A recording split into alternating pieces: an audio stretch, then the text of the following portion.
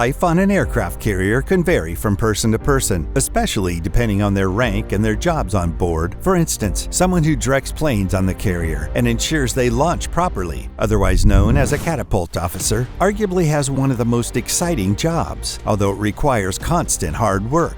A lot goes into their daily routines when working on an aircraft carrier that you might not even realize. So today we are going to be looking at what it's like to spend a day in the life of a catapult officer on an aircraft carrier. A catapult officer is responsible for making sure that the jets on board are able to launch and land properly. They are often referred to as shooters, which is actually written on the back of a catapult officer's jacket. They are seen as the final checkpoint when it comes to a jet launching off of the flight deck, and they mainly communicate through the use of hand signals to let everyone around them know that a launch is about to occur. The catapult officer is also responsible for making sure that the wind is moving in the right direction and blowing at a sufficient speed to allow for a launch. And when everything is lined up and ready to go, the catapult officer will signal a launch by pointing in the direction that the plane will essentially be shooting off of the flight deck. The catapult officer is also responsible for making sure that the catapult itself is being maintained properly and is ready for operations at all times.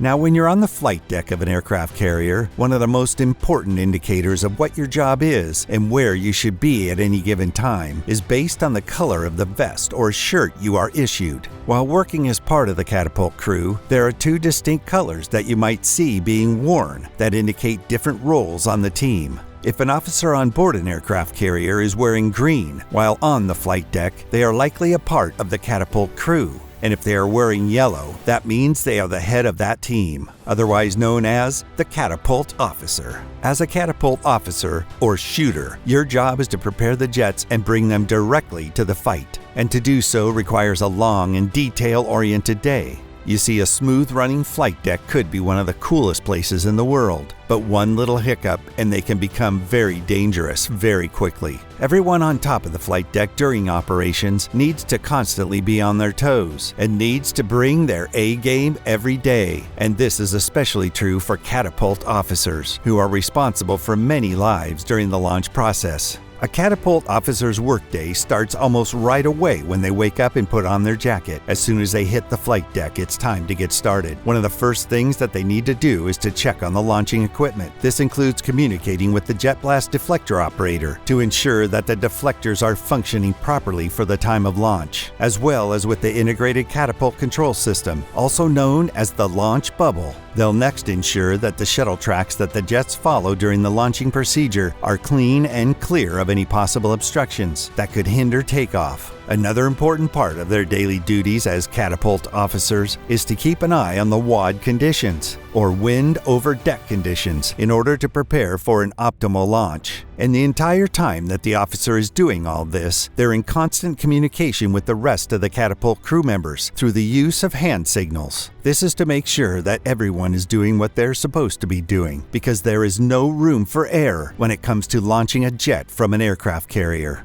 Now comes the time for the launch. The process of lining up an aircraft onto the carrier's catapult system takes the entire team who help direct the jet, which is being driven by the pilot, into position so that it can be locked into the catapult system. Once on the catapult, the jet blast deflectors that the catapult officer checked on are then lifted into position as the catapult steam system is brought to the proper amount of pressure. As all of this is happening, a member of the catapult launch crew will measure the weight of the aircraft that is about to launch and write it down on display for the pilot to see. After that, the catapult officer will direct the topside safety petty officer to guide the launch bar into the correct position in the tracks of the catapult system before they begin to apply tension and prepare for the official launch. This is where the most important part of the catapult officer's job comes into play. Once everything is ready, the appropriately named shooter will begin to give the first launch signal, which is basically a final check to make sure everything is ready. And once they get the all clear, their hand goes straight up in the air to signal to the pilot that everything is ready. The pilot of the jet will then make sure that everything is good inside the jet, and then they will return a signal to the catapult officer in the form of a salute. After receiving a salute from the pilot, they will put their thumbs up as a final signal before touching their hands to the flight deck, and then pointing straight out in the direction of the launch as if they were firing a gun, hence the name shooter.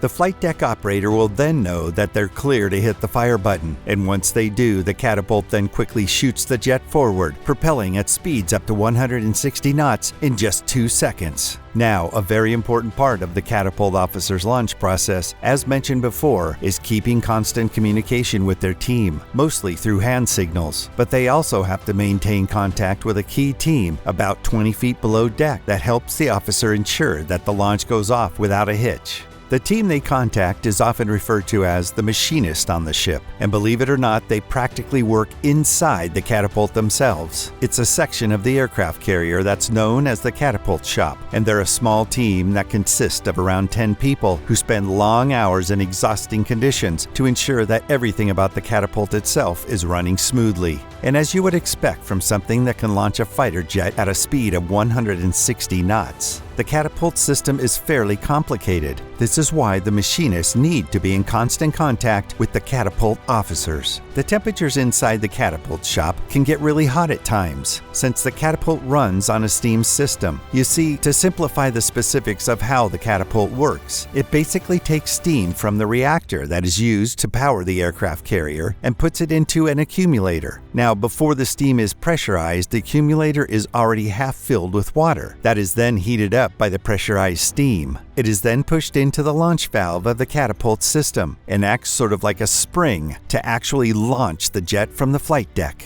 Now, the process of using steam that's taken from the reactors and moving it all the way up to the catapults that are just beneath the flight deck isn't a simple or easy task by any means and requires a lot of dedication. Thankfully, the small team of machinists end up being very well trained, and many of them take pride in knowing that every time the carrier successfully launches a plane or jet, they had a hand in making that possible. And that's why the catapult officers on top of the flight deck need to be in constant communication with the machinists, especially in the moments leading up to the launch. As mentioned before, being a catapult officer is a very demanding job on an aircraft carrier, but it can also be very exciting, which is why it's a heavily sought-after position in that sector of the Navy. And believe it or not, the requirements to become a catapult officer are available for anyone to pursue, as long as they are dedicated enough. And a member of the military, of course. In order to become a registered catapult officer, a person must first attend the Officer Candidate School, which is located in Newport, Rhode Island.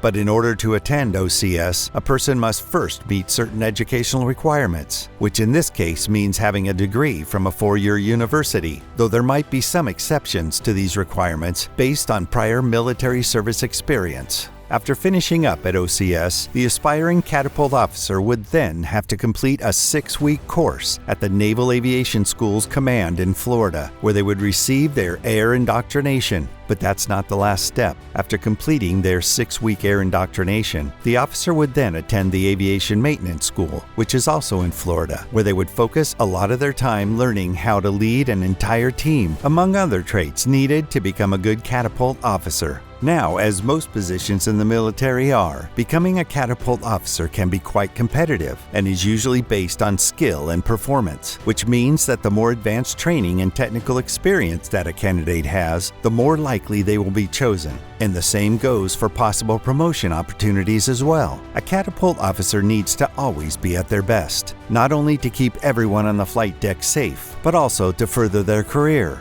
Being a shooter on board an aircraft carrier means that you have to be on your toes 24/7, but it also seems like a very exciting life to live. What do you think, though? Would you strive to be a catapult officer and assist in the launching and recovery of jets and military planes? Let us know what you thought of today's video in the comments below.